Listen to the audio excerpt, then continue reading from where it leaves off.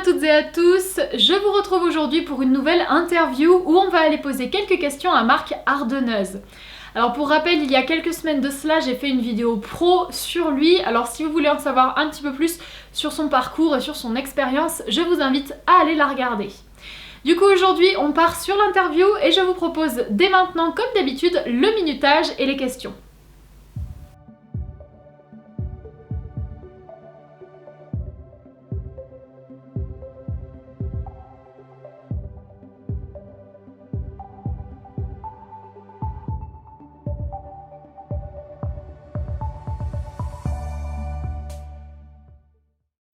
Bonjour à toutes et à tous, je vous retrouve aujourd'hui pour une nouvelle interview où cette fois je suis en compagnie de Marc Ardonneuse. Bonjour Marc. Bonjour Mathilde. Bienvenue sur Animaiki. Merci. Alors aujourd'hui, du coup pour cette interview, je vais commencer avec une première question.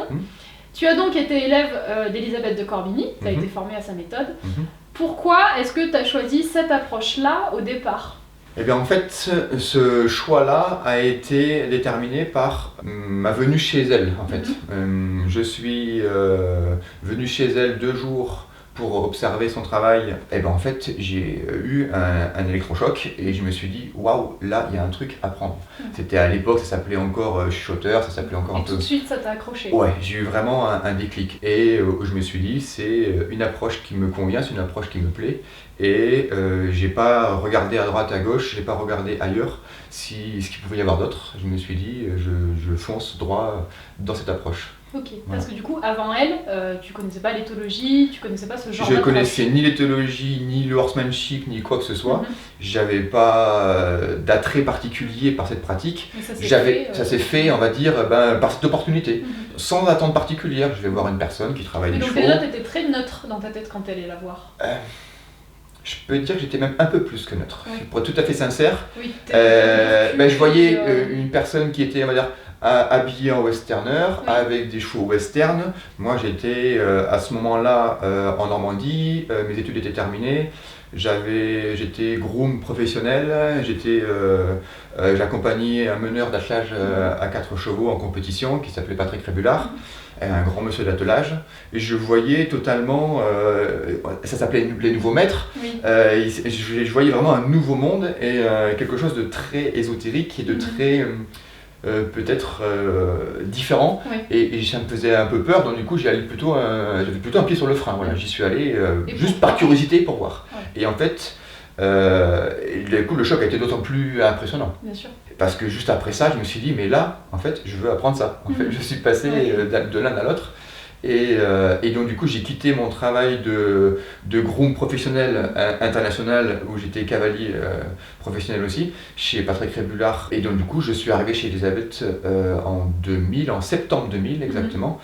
Et directement, j'ai été en immersion pendant 3 ans. En fait, j'ai commencé tout de suite à fond, et pour apprendre le plus vite possible ces pratiques de débourrage. Ça a vraiment été un virage à 180 degrés. À 180 degrés, voilà, exactement. D'accord.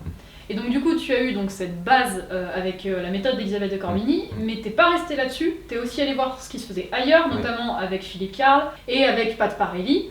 Alors du coup c'était quoi ta démarche comme ça d'aller voir plusieurs méthodes ? Au départ, c'est la démarche qu'on apprend de John Lyons, par exemple, pour le citer. C'est on peut toujours faire mieux, on peut toujours faire différemment. Et j'aime me remettre en question, j'aime progresser, j'aime apprendre. Et donc du coup, je suis allé voir quelles sont les plus-values de chacun d'entre eux, et pour retirer ce que je pouvais ajouter à la pratique que j'ai appris chez Elisabeth. Non pas pour arrêter quelque chose et démarrer autre chose, mais plutôt pour l'enrichir, pour améliorer, augmenter les outils. Peut-être aussi pour pas rester fermé sur une seule et même chose. Les chevaux nous y obligent. Les chevaux nous obligent à nous remettre en question. Les chevaux nous obligent à nous améliorer en permanence. Et en fait, je pense que si c'est une nécessité aussi. Au départ pour les chevaux, et je me rends compte que au plus je m'investis dans des pratiques, je suis allé voir Philippe Carl, auditeur pour la formation d'école de légèreté, en Suisse pour suivre le 4 semaines de formation intensive, et ça me permet de répondre plus facilement à des chevaux divers et variés ou à des cas particuliers. Certains chevaux sont plus facile à travailler en licol qu'en mort.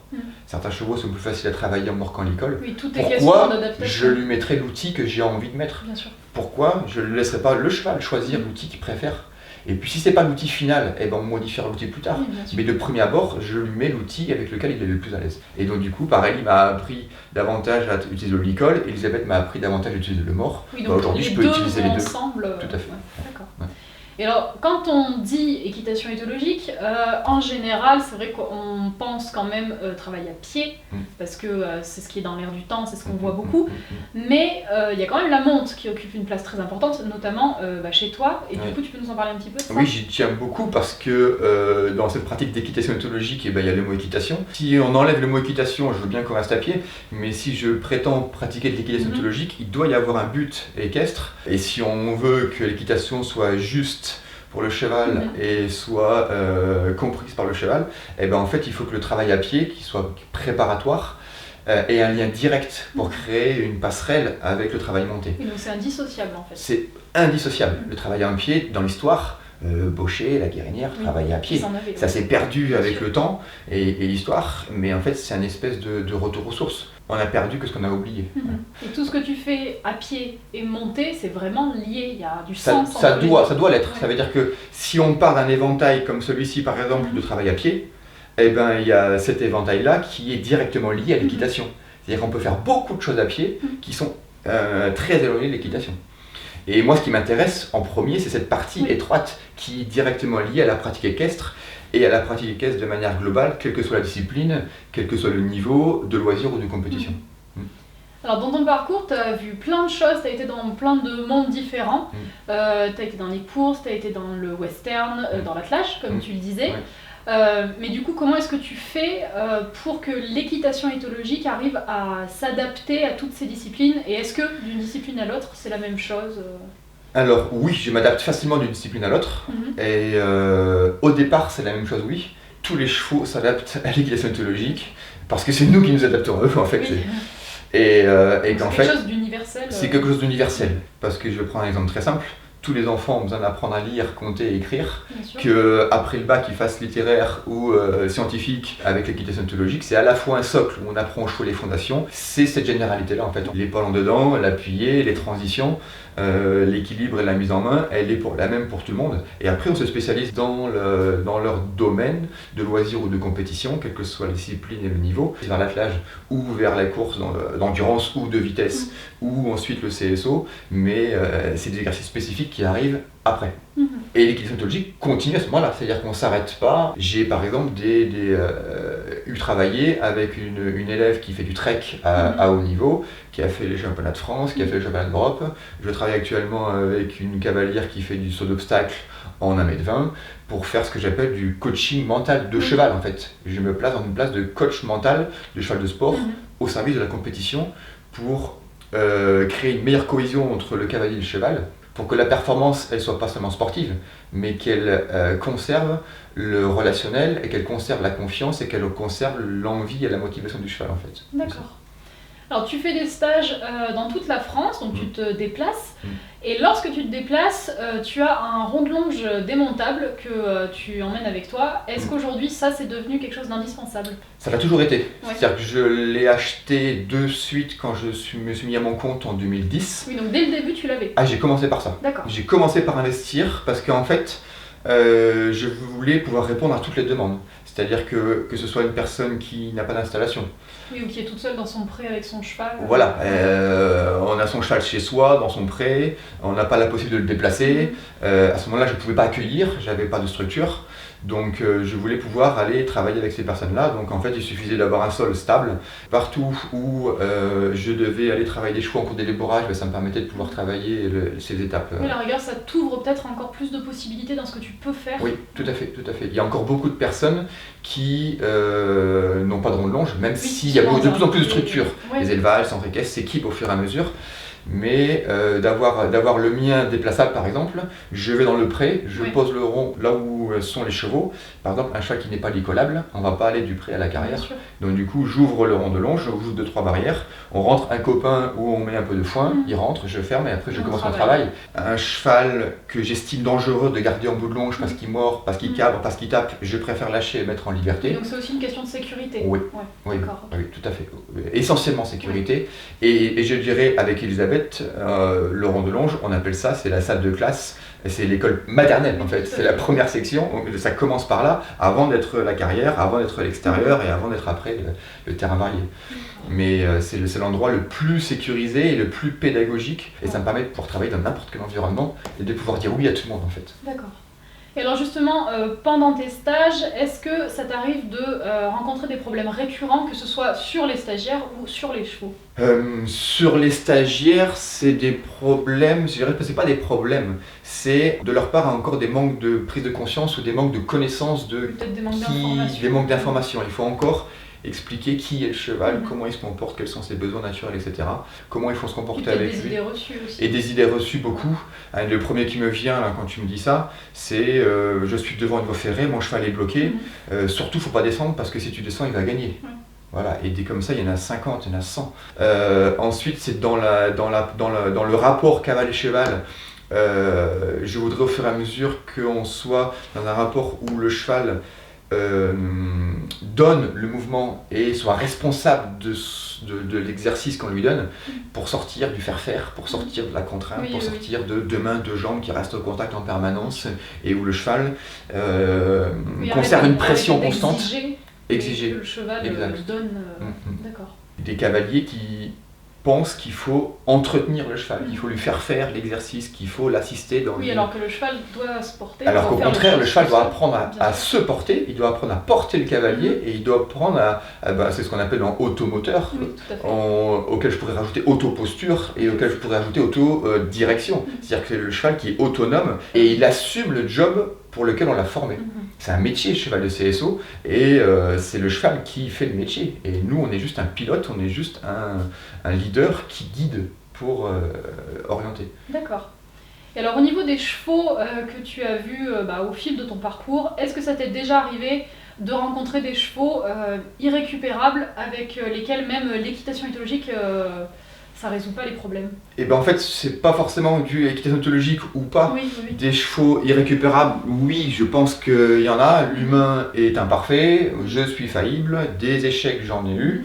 Et je pense que la première raison d'un cheval qui est irrécupérable, c'est au départ, j'aurais plutôt envie de dire, un manque d'expérience de la personne ou un manque d'outils. Je le mettrais plutôt sur le compte de l'humain que de la personne, que du cheval.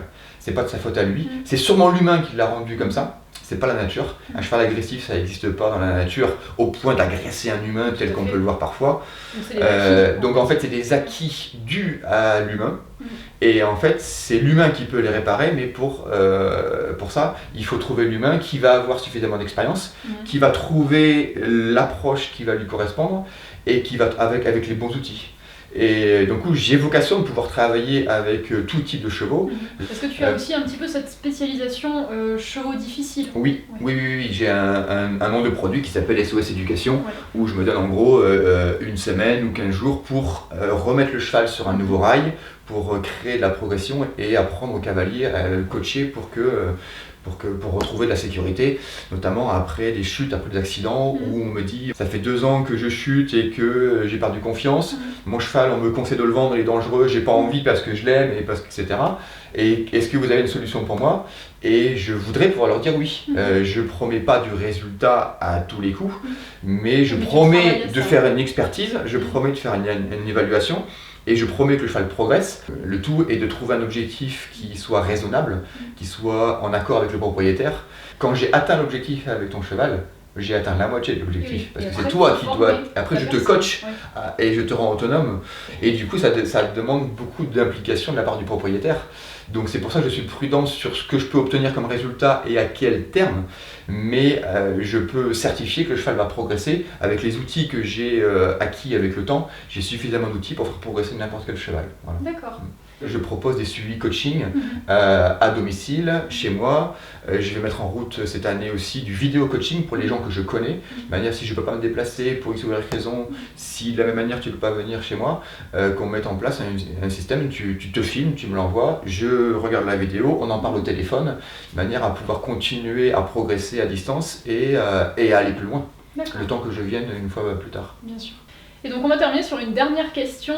Maintenant ça fait un peu plus d'une dizaine d'années que du coup tu es à ton compte, tu enseignes, tu te déplaces, tu vois des gens avec des chevaux.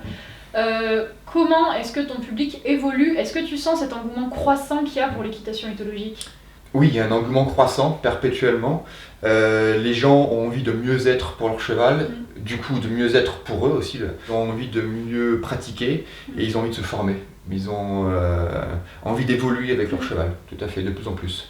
En termes de mieux-être, c'est pas simplement l'équitation, je travaille avec une ostéopathe, il faut régulièrement faire venir aussi des intervenants en chef de global. Qui intègre plein de professionnels différents. Oui, le cellier, etc. Donc du coup, je peux conseiller, moi, de faire venir différents professionnels selon le besoin, changer une selle, faire venir le dentiste. Et les gens ont besoin d'encore plus de connaissances, ont besoin encore plus d'outils, il leur manque des outils. C'est pour ça que je crée une formation qui s'appelle Cursus Cheval, de manière à utiliser le cursus cavalier qui est aujourd'hui très bien développé, très bien connu, qui va apprendre aux gens à apprendre aux chevaux, que ce soit de la mise du licol, du poulain, que ce soit pré-débourrage, débourrage, dressage du cheval monté en vue de plusieurs disciplines montées. Et ça concerne quel type de cavalier? Ça va concerner tout le monde. D'accord, donc autant le petit amateur que le professionnel. C'est une formation qui va être professionnalisante, qui sera professionnelle pour le professionnel, pour se perfectionner, se diversifier, et qui va être professionnalisante, un amateur. Aujourd'hui, je rencontre des amateurs qui débourrent plus vite et plus propre que certains pros qui sont restés dans des démarches, on va dire, plutôt anciennes, où le rodéo est normal et où il faut s'accrocher pendant un certain temps sans frein, sans direction, où tout ça, c'est aujourd'hui, on peut dire que c'est obsolète. C'est comme les nouveaux téléphones, les applications, on les met à jour. Et en fait, le cursus cheval, c'est la mise à jour. Le programme de débourrage version 2017, il y aura un programme de débourrage version 2018 qui sera meilleur que celui qu'on a aujourd'hui. Et mon idée, c'est aujourd'hui mieux qu'hier et demain mieux qu'aujourd'hui. Donc on met à jour en permanence de manière à ce que le cheval puisse comprendre ce qu'il apprend et qu'il puisse adhérer et qu'il puisse être motivé surtout. Il faut motiver le cheval à avoir envie de pratiquer l'équitation dont on rêve. Eh bien écoute, on est arrivé au bout de cette interview. Alors je te remercie vraiment d'avoir pris du temps pour Animaiki et d'avoir répondu à ces quelques questions. J'espère que ces échanges intéresseront plein de gens. J'espère aussi. Oui. Et on va donc vous dire à très bientôt dans de prochaines vidéos, puisque tu réapparaîtras sur Animaiki. Donc on vous dit à très bientôt. À très bientôt, merci. Nous voilà à la fin de cette vidéo. Alors j'espère sincèrement que cette interview vous aura plu, que vous aurez apprécié les questions et les réponses. Si c'est le cas, n'hésitez surtout pas à la partager pour qu'elle touche un maximum de monde. Quant à moi, j'ai vraiment été heureuse de la réaliser et je tiens à remercier Marc Ardeneuze pour sa disponibilité et son enthousiasme. On le retrouvera donc dans d'autres vidéos, comme on l'a dit, vous découvrirez ça très prochainement. Et en attendant, je vais vous dire à bientôt dans de nouvelles vidéos sur Animaiki.